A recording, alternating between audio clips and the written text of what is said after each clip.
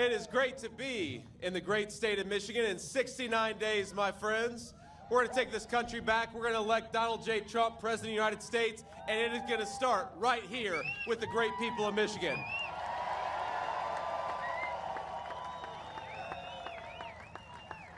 Now, last week, the biggest heist in American history happened right under Kamala Harris's nose.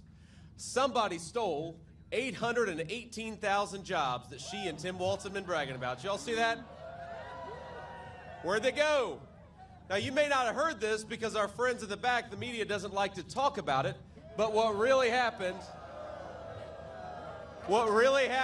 is this. The Harris administration had to admit that more than a quarter of all the jobs that had supposedly been created last year were actually fake. They never existed. It was the biggest revision to the job numbers since the financial crisis back in 2008, 2009. In other words, what it means is they are cooking the books to hide how bad the economy really is under Kamala Harris. I promise you this, on November 5th, there is one job that is definitely going to vanish, and that is when we tell Kamala Harris, you are fired, and send her back to San Francisco.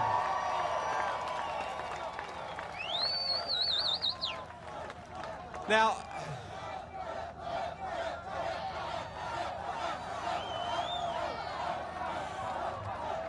y'all are fired up, and it's hot out here. Kamala Harris, she needs a rock star to get a crowd like this. We just come out here because we're patriots and we want to save this country.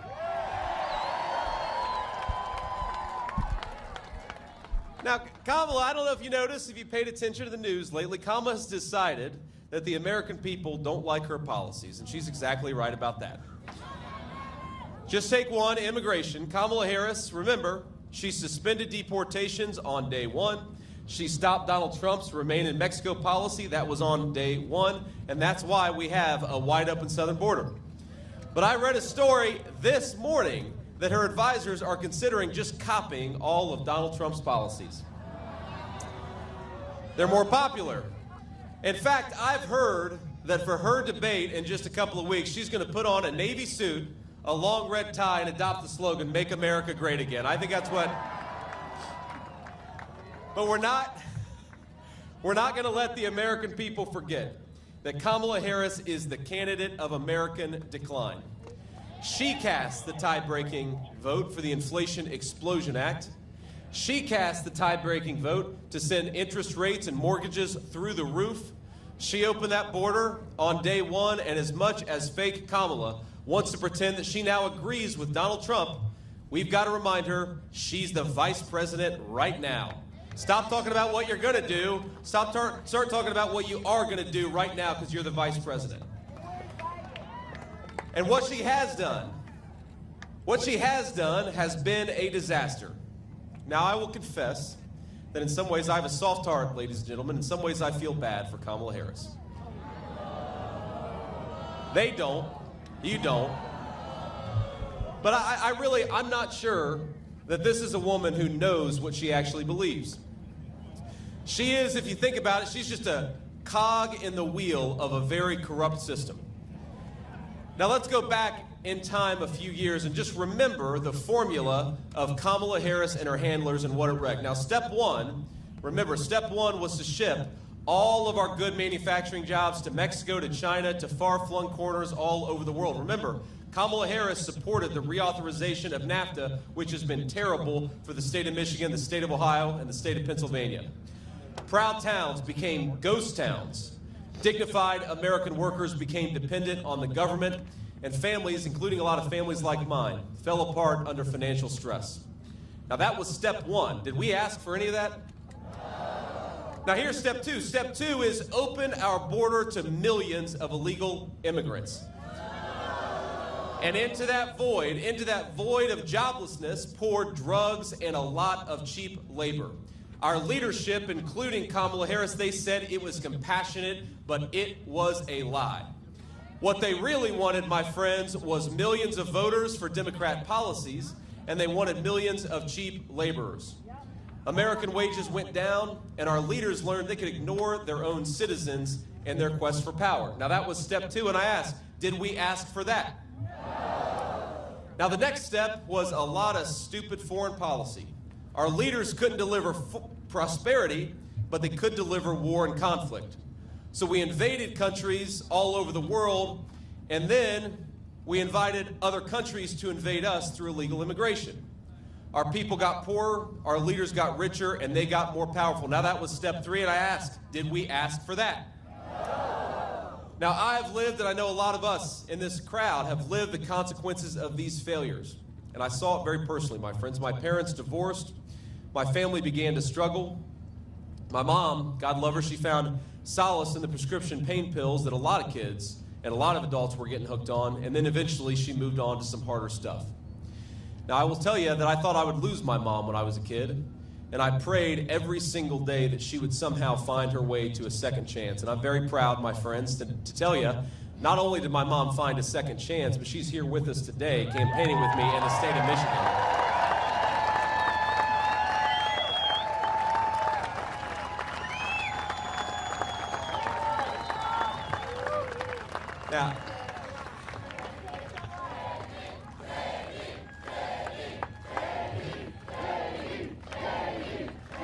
Now she is, I will say, the best grandmother that my kids could ask for. They are 7, 4, and 2.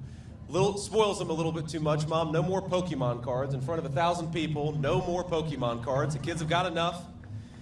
But I know that a lot of Americans prayed for that second chance, and thank God we got it.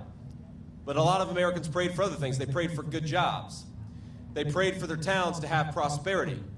They prayed for their parents to overcome the scourge of addiction, and in 2016, a lot of those prayers were answered, my friends, weren't they? After a generation of Americans being ignored by their leaders, Americans spoke with a unified voice, and you know what they said? They said, no more bullshit, and they sent Donald J. Trump to the White House.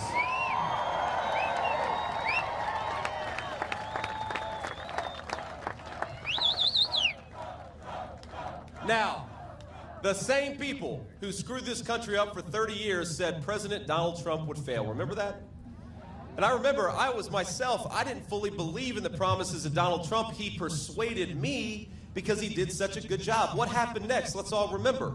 Gas was $2 a gallon. Housing was affordable for young and old alike. Wages were rising, and this word inflation, that's all people talk about now, it wasn't even an issue. We had broad prosperity for every American, rich and poor. Donald Trump stopped the stupid wars and stood up to the bad guys all over the world. He recognized what our failed leadership didn't, that weakness invites American boys and girls to wars that they shouldn't have to fight. American strength promotes peace, and we had a hell of a lot of peace when Donald J. Trump was the President of the United States.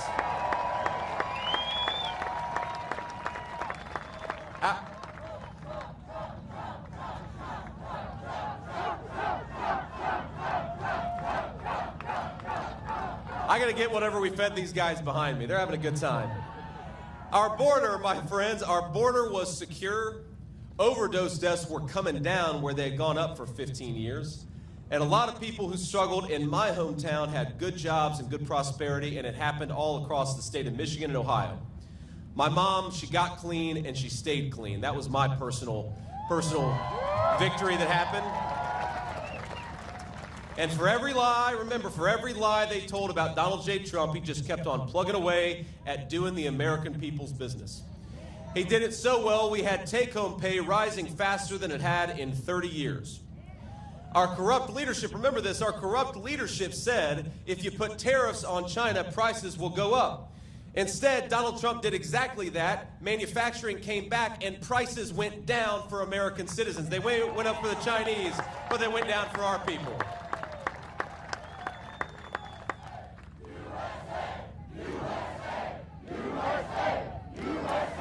Because when you make your own stuff with the hands of American workers, the whole country prospers. We know that in Michigan better than anywhere. Now, our corrupt leadership said if you enforce the border, people south of the border are going to suffer. But Donald Trump recognized that his first responsibility as president was to the American citizen and not to anybody else. So he shut down that border. He shut off the drug trade. He drove the cartels out of business, and he had overdose deaths falling in this country. What an amazing thing it was. Remember, our corrupt leadership said that you can't defeat ISIS. Remember that? Just a few years ago, they said we're going to have to re-invade Iraq to defeat ISIS. Donald Trump defeated ISIS in a matter of weeks, and then he brought America's sons and daughters home. What an amazing, amazing track record of leadership. But let's be honest, the country wasn't broken in 4 years, and 4 years was not enough time to root out all of the corruption. So while Americans were getting richer, a lot of bureaucrats and globalists were getting poorer. That was the story of Trump's term. So Kamala Harris, she and her corrupt handlers, they came up with a plan. Now, they couldn't beat Donald Trump in an honest debate, so they decided to engage in censorship. They were going to censor Donald Trump, and they were going to censor his supporters. Now, remember, back in 2020, they lied about Biden's corruption and covered up the fact that his family got rich by selling access to the United States government. And Kamala Harris was there for all of it. They lied about the Hunter Biden laptop and encouraged big tech to silence the story, and they did. They lied about COVID coming from a Chinese lab, and they censored anybody who disagreed. Kamala Harris even went on national TV and said Joe Biden was as sharp as a tack. Even he was clearly mentally incompetent to do the job, and so it's obvious what's been going on, right? Kamala Harris has been calling the shots. And by lying about his mental fitness for the job, she got what she always wanted, which was more power. And what was the result? On her watch, gas prices are up 50%. Housing costs have doubled. You talk to a young person today, young people cannot afford to buy a home in their own country. We're turning a generation of 20 and 30-year-olds into permanent debtors. Donald Trump and I believe young people ought to own a stake in their own country, be able to build a life and start a family. That's what we're fighting for. Grocery prices. Grocery prices under Kamala Harris are up 21%, and I think that undercounts it. A record number of Americans are working multiple jobs. The housing market is as unaffordable as it has ever been. And the average new car costs nearly $50,000. Americans, this is heartbreaking. We now owe more than $1 trillion in credit card debt, a record high at a time when interest rates are going up and up. That's not all she did, my friends. She isn't just causing high prices, she is undoing the incredible work that Donald Trump did to rebuild American manufacturing. Now, we stand very close, of course, to the new Goshen factory, right? That's right. And remember, the tie-breaking vote that she cast to send inflation through the roof, remember that vote? That vote also made Chinese companies like Goshen eligible for millions of your taxpayer dollars. Now, the great Mike Rogers, who's running for Senate, has been a champion on this issue. Thank you, Mike, for doing what you do. There we go, stand up. But it's not just great, it's not just the really good ones like Mike Rogers. Even some of the folks in Obama's administration said that the Goshen factory plant is a threat to America's national security. Even Obama's leadership. But Kamala Harris not only wants to allow the Chinese Communist Party to build factories on American soil, she wants to pay them to do it with our tax money. Now, China has also, of course, stolen from Michigan car companies and unfairly subsidized its auto industry for years. That is the wreckage of what the Chinese have been doing. And now Democrats in this state, and including Kamala Harris, want to give them hundreds of millions of dollars to those same companies that have been undercutting Michigan auto workers. What a disaster, isn't it?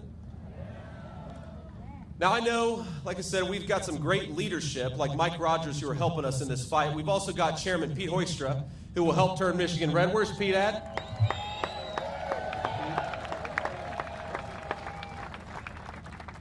We've got the great Tudor Dixon. Where's Tudor at? I saw Tudor earlier. There's Tudor Dixon. Now, they all know firsthand that Democrats are helping China destroy and replace our auto industry from the inside out, and we're going to stop it.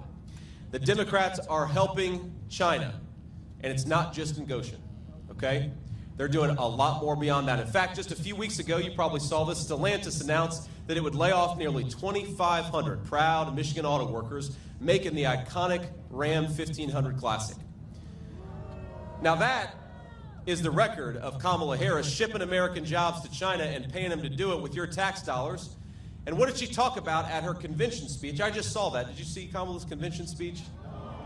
Well, that was smart of you for not seeing it, but I'm in this business. I have to.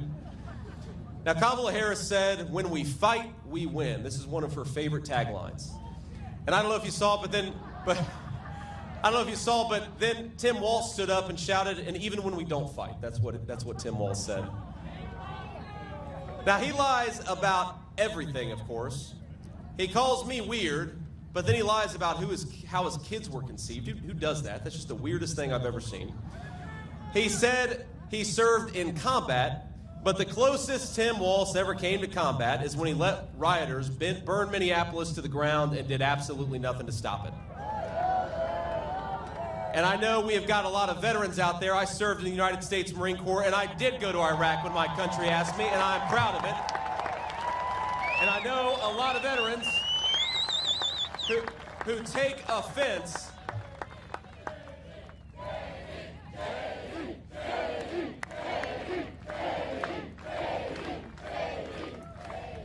But there are a lot of veterans from across our military who don't like it when other people lie about their service for military gain, and that's exactly what Tim Walz did. It is a slap in the face to all veterans, and it's not just from Tim Walz. Kamala Harris not only chooses to stand by this man, because in spite of his dishonesty, she actually chose him to become her vice president to begin with.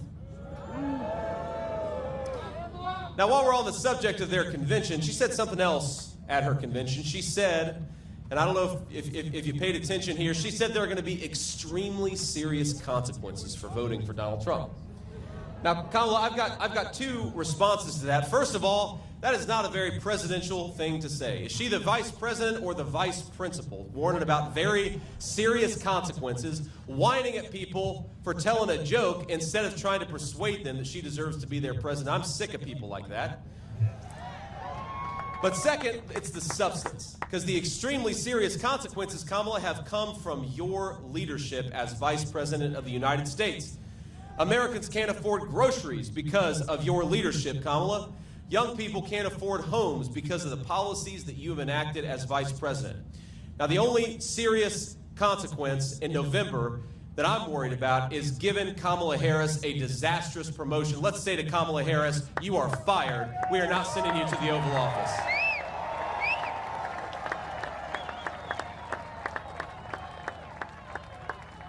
Now, my favorite line from Kamala is she says, if you elect her president, she is going to fix it all on day one. Well, Kamala, I hate to break it to you, but day one was 1,300 days ago. You've been vice president for 3.5 years. What the hell have you been doing during all that time?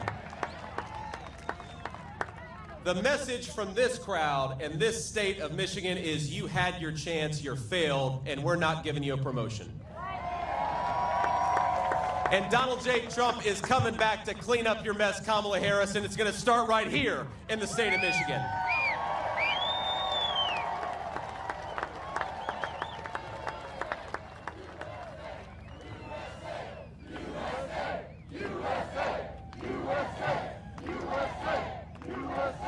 Now, Kamala Harris has run her entire campaign on the idea that she's joyful.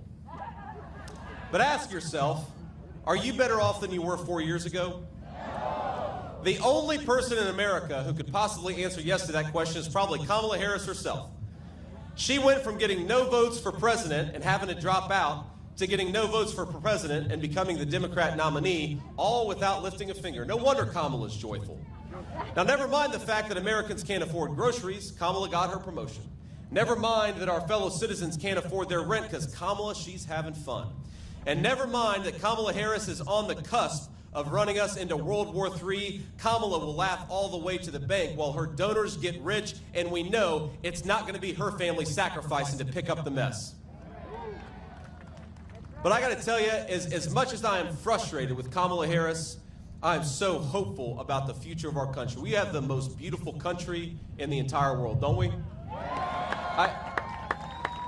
I've been flying around the country, I've been driving around the country, and you get a new perspective running to be the next vice president that I'm so grateful for.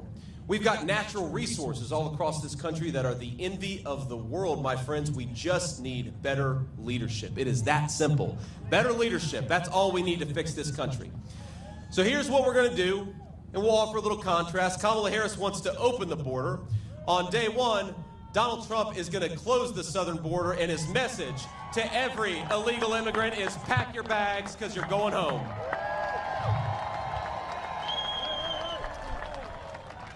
Kamala Harris wants to bankrupt Medicare by giving it to illegal aliens. Donald Trump is going to fight to safeguard Medicare and all of our great programs so that it only goes to the American citizens who paid into it, not to illegal aliens who are going to bankrupt it. Now, Kamala Harris wants to shut down American energy and drive manufacturing out of this country. Donald Trump has a different idea. He is going to drill, baby, drill. We're going to unleash American workers and bring back those great factories. Kamala Harris wants to reward companies that ship American jobs overseas, and she wants to raise taxes on American workers. Donald Trump is going to cut taxes for American workers, cut taxes for the businesses that hire them, and raise the tariffs on the companies that are shipping jobs overseas. That's our promise, and that's exactly what Donald Trump's going to do. And so, while Donald Trump is the people's president and Kamala Harris is running on a fake joy, Donald Trump is going to offer something very, very different. He's going to offer a very real hope for the future of this country. Hope that we can reignite our economy and bring back prosperity. Hope that we can raise our kids in secure neighborhoods with safe borders. Hope that we can renew the patriotism that binds us together as one nation under God. Amen. My friends, the American dream right now, it probably seems a little out of reach to a lot of us. But in 69 days, we're going to save every single American dream. We're going to save this country for the citizens of this land, and we are going to lead together with President Donald J. Trump a great American comeback. So I want us to send a message. I want us to send a message. They can hear it all the way in San Francisco. They can hear it in Tim Walz's Minneapolis. They can hear it all across this country, that Michigan is going red. Michigan is leading the great American comeback, and Michigan is going to elect Donald J. Trump, the next president of the United States. God bless you all, and thank you for having me in this beautiful country. God bless you all.